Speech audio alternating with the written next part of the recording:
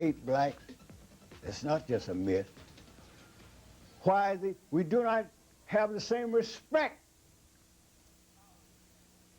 for members of our race as we do for some other, especially the white race. And that we were told, quite to the contrary, that we were from a land of savages, of cannibals. And except by the grace of God and the white man, we would have been a lost people. So we should be on our knees forever praying and thanking God that we were brought, even in slavery, to this land to escape the horrors of Africa. And this was brought in and drilled into us generation after generation. Africa, the second largest continent, is an area of almost 12 million square miles in size. It is comprised of 50 independent countries and populated by over 537 million people who speak over 1,000 languages and dialects. For eons, Africa's wealth has been a magnet that has attracted the entire world. The continent has been plundered for its vast mineral and human resources. Traditional historians have viewed this land as one of primitive savages who slept through the millennia, contributing little to the cultural legacy of mankind. The facts, however, tell a different story. Scholars and scientists now concede that Africa is the birthplace of mankind. Africans were the first builders of civilization.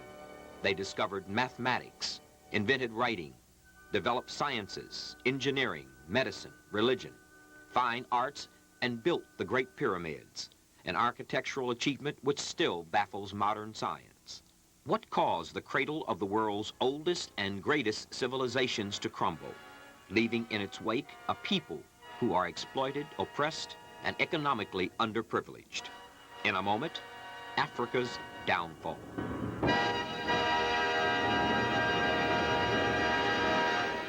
Dr. Williams, it's an honor being able to meet with you and to talk with you. You have written what many of us consider to be the definitive work about the culture of Africans throughout the world, and you approach it from the standpoint of the destruction of that civilization. Why did you choose the aspect of destruction rather than some other point of view? The aspect of destruction was emphasized for the reason that it was quite clear that the black people in America seemed to be generally unaware that they had a history, that they were told that they had achieved nothing.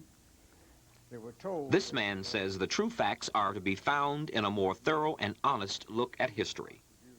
After Dr. Chancellor Williams, a native of Bennettsville, South Carolina, received his doctorate in history and sociology, he studied psychology, anthropology, archaeology, and economics. He also taught Arabic history and worked as a professor of history at Howard University for 29 years. He won an award from the Black Academy of Arts and Letters and was the first recipient of the 21st Century Foundation's Clarence L. Holt Prize for Excellence in Literature. Now, of course, the record was there to show that much of Western civilization was built upon the foundation of the land where civilization itself had begun, and this was in Africa. Therefore, the focus had to be on Africa to see to what extent the recent revelations with the turn of the century, at the turn of the century, that Africa was the cradle of civilization. To what extent could this be actually verified? And so my work was directed in the uncovering much of what had been lost, much of what had been disguised, much of what had been stolen, refurbished, reworked, and presented to Western civilization as the work brought from Africa, but presented to Western civilization as the creation of Western man. Dr. Chancellor Williams spent 16 years writing his book. And although a piece of extraordinary research, he considered it a greater miracle that he was able to get it published. Plagued by a chronic lack of funds and turned down by his academic associates and all other sources, Dr. Williams mortgaged his home. Then another obstacle arose.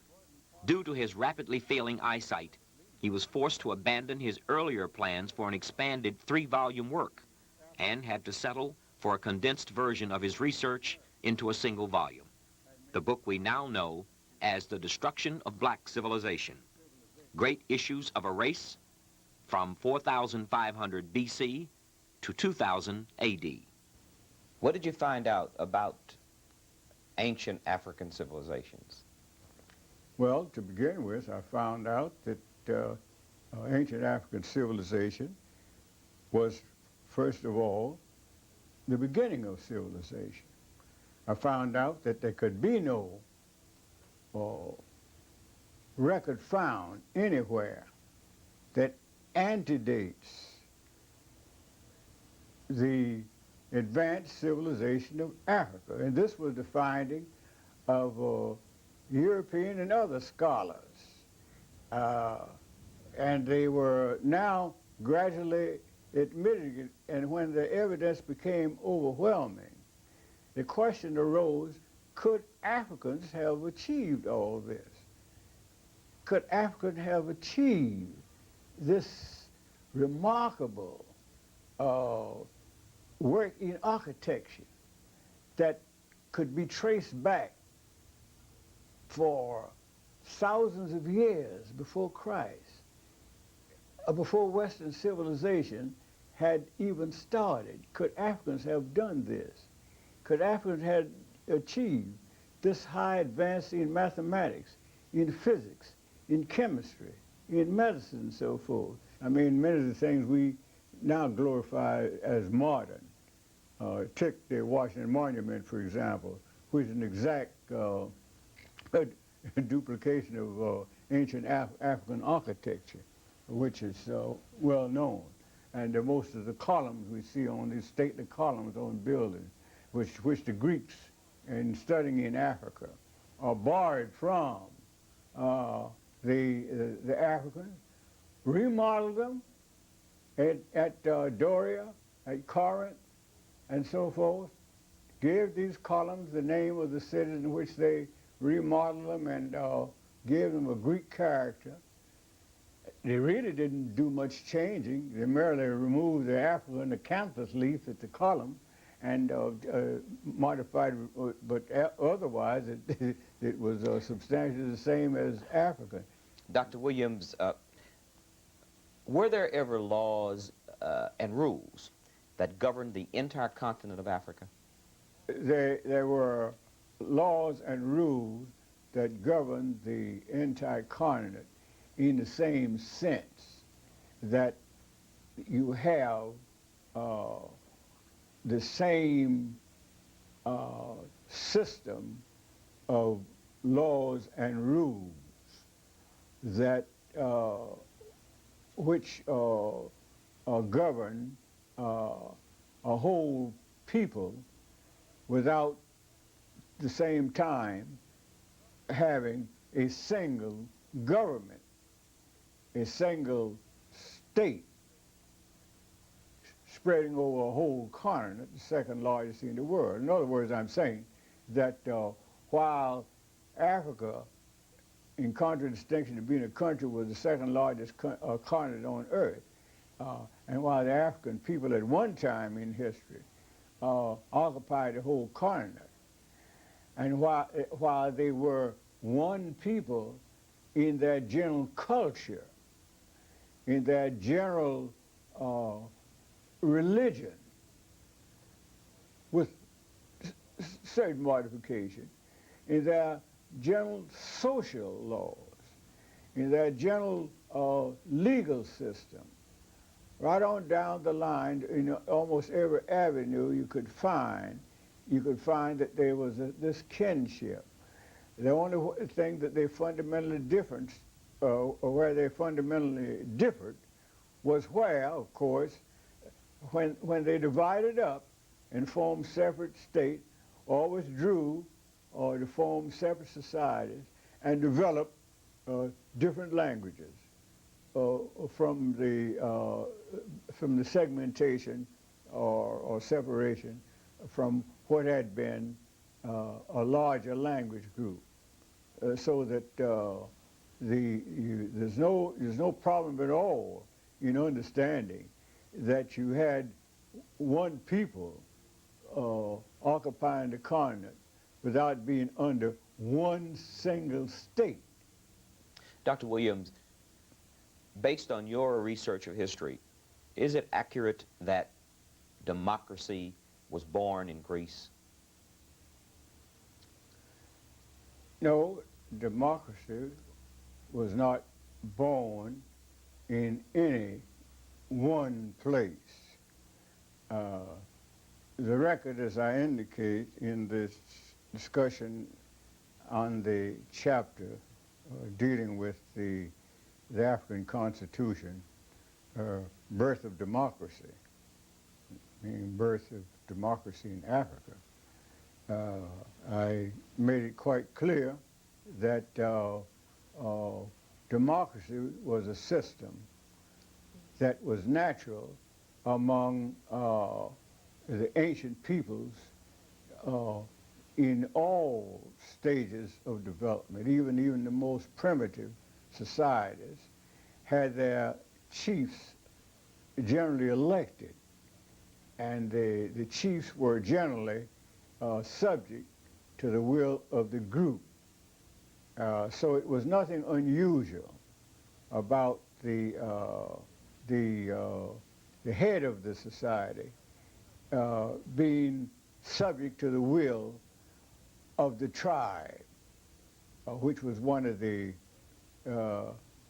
early forms of social organization. The family, the clan, the tribe, the nation. This is a progressive step. So that in Africa, you will find that back to from times immemorial, they had their own system of democracy. And it was this same system which could be found in every part of the African continent. The same fundamental laws, the same fundamental customs. No matter whether they were 5,000 miles apart, no matter whether the group had never come across the other group, they had the same system. That's why we know that we were dealing with substantially one people. So that democracy then was so long, so many thousands of years before Greece, that the mention of Greece in connection with where democracy began could only bring smiles to the face of any scholar who has really studied world history. What were some of the specific African cultures, civilizations? These civilizations, I refer to them, of course, generally as the great kingdoms and the great or the empires that existed all over the continent of Africa.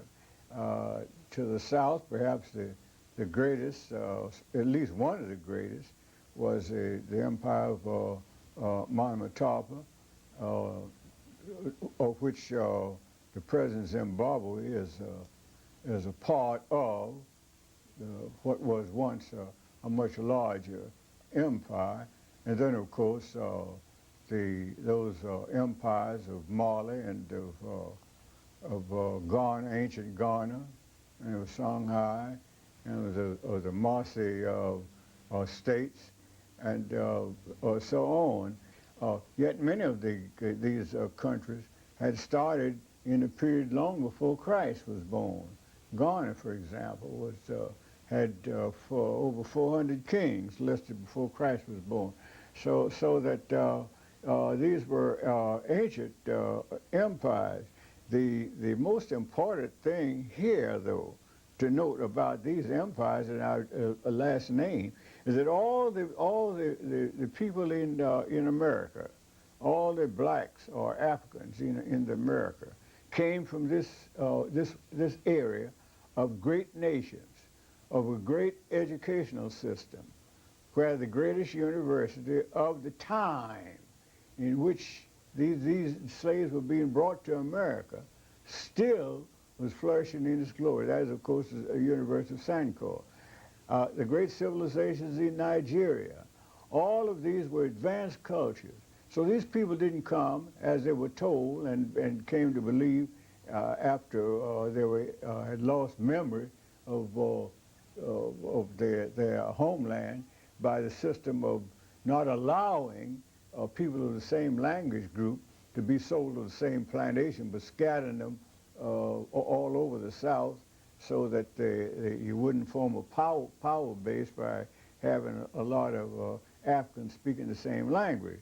So this helped by this breakdown of intercommunication among themselves, helped them to lose memory. But we were told, quite to the contrary, that we were from a land of savages, of cannibals. And except by the grace of God and the white man, we would have been a lost people. So we should be on our knees forever praying and thanking God that we were brought, even in slavery, to this land to escape the horrors of Africa. And this were brought in and drilled into us generation after generation. Until even today, after we're going through from the kindergarten through graduate school, the majority of blacks today reject the idea of being called an Afro-American. Dr. Williams, if all of the things you say are true, if Africans had such advanced civilizations, hundreds of kings and one African kings in one kingdom before Jesus Christ was born, how did Africans worldwide and Afro-Americans get in the shape they're in? How did these great kingdoms, this great civilization, fall to civilizations that didn't come along until thousands of years after theirs were already established? Well, it wasn't done overnight. Their great empires were built through their industry, through their enterprising, through their industry in so many fields.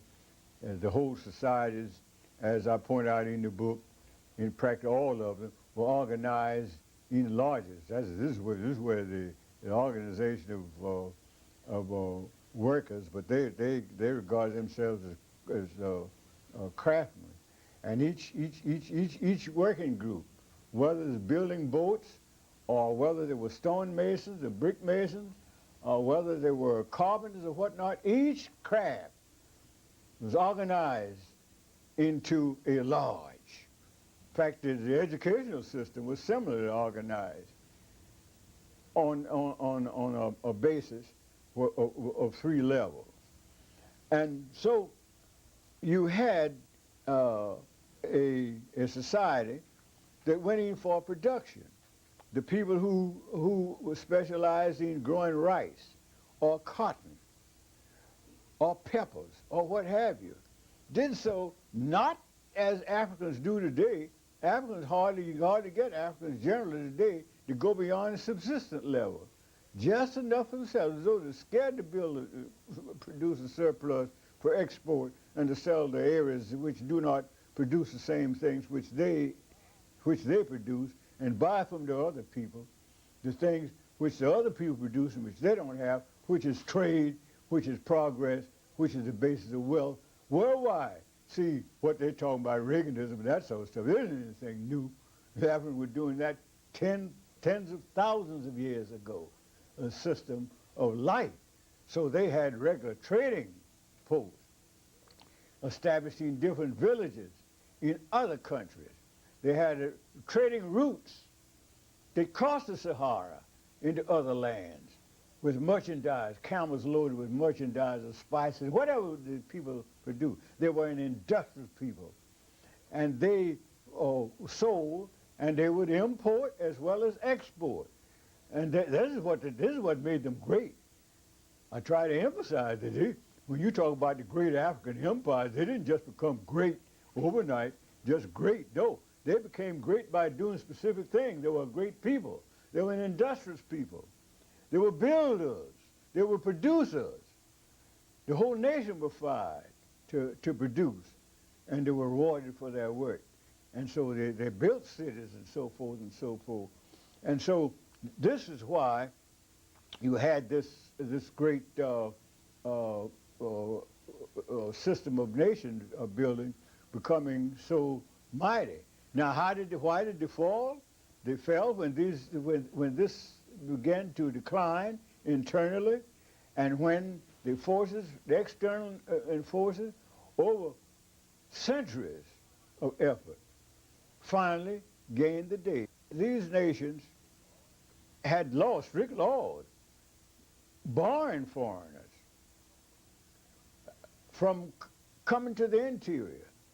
Then the same system of gradually settling around the borders, that is foreign traders, and supposed to be traders, but most of them were geographers and others representing the foreign, would establish little trading posts, just ask for permission to establish trading posts on the border. We don't want to come in, we just want to do business with you.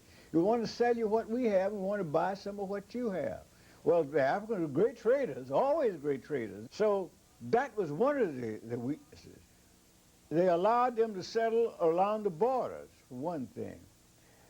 The second thing that happened, and this went on, as I point out in the destruction, for several thousand years before the certain countries were finally taken. And when they were taken, like Egypt, look how many times Egypt was taken and retaken. You say blacks gave up Egypt. Are you saying the Egyptians were black? Of course the Egyptians were black. The name comes from the name itself, has an origin in the name of a black king. So that it became, the Egyptians were black until it became otherwise. They're not black today, and they're just like those who occupy the northern part of the Sudan are not black today. They are partly Arab, mostly Arab, and some of them are mixed, the Afro-Arabs you might call them. You spend quite a bit of time in your book describing the ancient civilization of Ethiopia. What is it you find important about that civilization? Well, the ancient civilization of Ethiopia was the civilization of what we're now talking about when we talk about that whole stretch of land from the Mediterranean to the source of the Nile, which was ancient Ethiopia. So Egypt was nothing but what we call Egypt now, which was Chem, before the name was changed, was nothing but a northern province of the Ethiopian Empire. You have a chapter here, Ethiopia's oldest daughter, Egypt. And I'd like to read you a statement you made and get you to comment on it. You say, the melting pot of the races began around the northern perimeter. The end result was always the same. The blacks were pushed to the bottom of the social, economical, and political ladder, whenever and wherever the Asians and their mulatto offsprings gained control. Why is that? Why with this advanced African civilization, when they interfaced with members of other groups, why did the members of that civilization always end up on the bottom of the ladder? We have always been, as I repeatedly point out, the race of brotherhood seekers. We have been the one who forever have carried on the drive for brotherhood with other people. They have never sought brotherhood with us, never, except for expediency, where they saw an opportunity to play the role of big brother for a while they gain effective control. Now, they're cunning, you see. They study us, and they know this. They have certain basic advantages. They can easily win our confidence, first of all, because Africa, the whole continent of Africa, was known as the land of the religious people. We were always, we didn't start all this religion in America, you know, being more religious than the whites. No, this is an African characteristic. We were known from ancient times as the land of the spiritual people, the land of the gods, because we were so religious. The blameless people, Homeless wrote. We were so religious. So this must be kept in mind in this general appraisal. How significant was the oral historian in the reconstruction of African history?